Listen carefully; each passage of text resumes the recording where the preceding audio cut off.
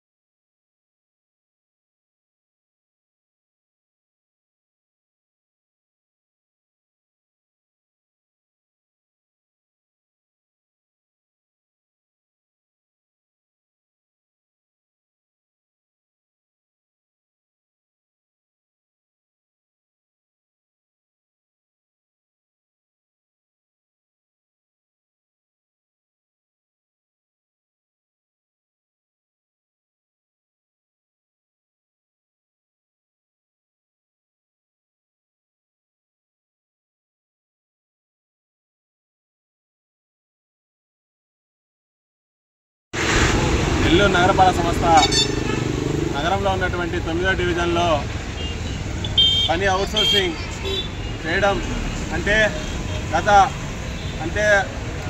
చంద్రబాబు గారి ప్రభుత్వంలో వచ్చినటువంటి 279 జీవో ఏదైతే ఉందో అది దొడ్డిదారిన నెల్లూరు నగరంలో 9వ వార్డులో అమలు చేయడం ఇది దారుణం అని చెప్పి సిఐడిగా తప్పదలుచుకున్నాం. అదే జీవో ఇంప్లిమెంట్ చేయడం వల్లనే ఆ రోజు ప్రభుత్వం ఇంటికి పోవడం జరిగింది. మళ్ళీ ఈ రాష్ట్ర ప్రభుత్వం ఏర్పడిన తర్వాత మళ్ళీ మున్సిపల్ కార్మికుల పట్టగొట్టడానికి ప్రయత్నం చేస్తూ ఉన్నాయి.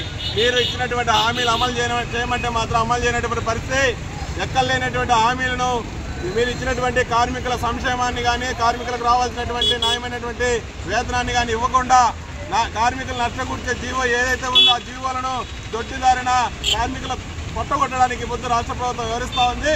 ఇప్పటికైనా మంత్రి నారాయణ గారు మీరు చెప్తున్నటువంటి మిషన్ పెట్టి రాష్ట్ర వ్యాప్తంగా నెల్లూరు నగరాన్ని పరిశుభ్రమైన పరిస్థితి చేస్తూ ఉన్నాం. మ్యాన్హోల్ లేకుండా ఏ మిషన్ కూడా జరగవు. మీరు తక్షణమే 279 జీవో అనే ఏదైతే ఉందో దాన్ని వెంటనే 9వ వార్డు పని అవుట్సోర్సింగ్ని వెనక్కి తీసుకోవాలి. వాళ్ళకి ఇప్పుడు దాకా జరిగినటువంటి అరెస్టులను లేకపోతే లాఠీ చార్జీలను అరెస్ట్ అయిన వాడిని తక్షణమే విడుదల చేయాలి. లాఠీ చార్జ్ చేసిన వాళ్ళకి వాళ్ళని చూపించాల్సిన అవసరం మీది.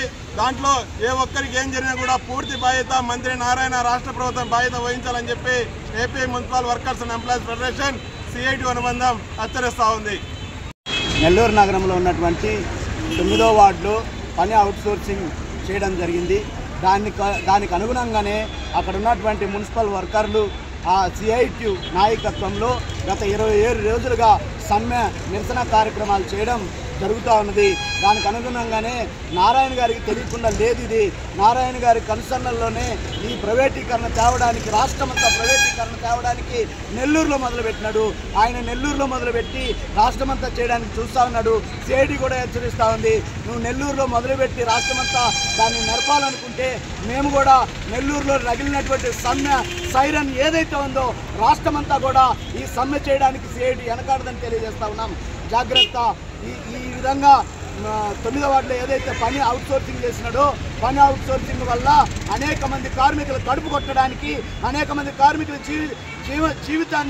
జీవన శైలిని ఆయన తుంగలో దొక్కడానికి చేసినటువంటి కార్యక్రమాన్ని కార్మికులు చూస్తూ ఊరుకుండట్లేదు. కార్మికులు ఎప్పటికైనా కడుపు మండి రోడ్డు మీదకి వచ్చినప్పుడు గత ప్రభుత్వాలు మీకు తెలిసే ఉంది, మీ ప్రభుత్వానికి అనుభవం ఉంది.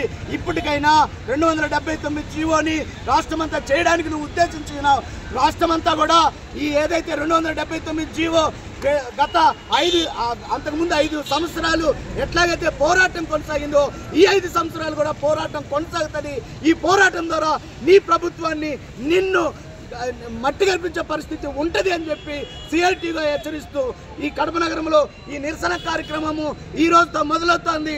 ఈ రోజు నుంచి సమస్య పరిష్కారం అయ్యేంత వరకు కూడా ఈ నిరసన కార్యక్రమం, ఆందోళన కార్యక్రమం ఉద్రిక్తంగా చేయడానికి మేము సిద్ధంగా ఉన్నామని తెలియజేస్తా ఉన్నాం.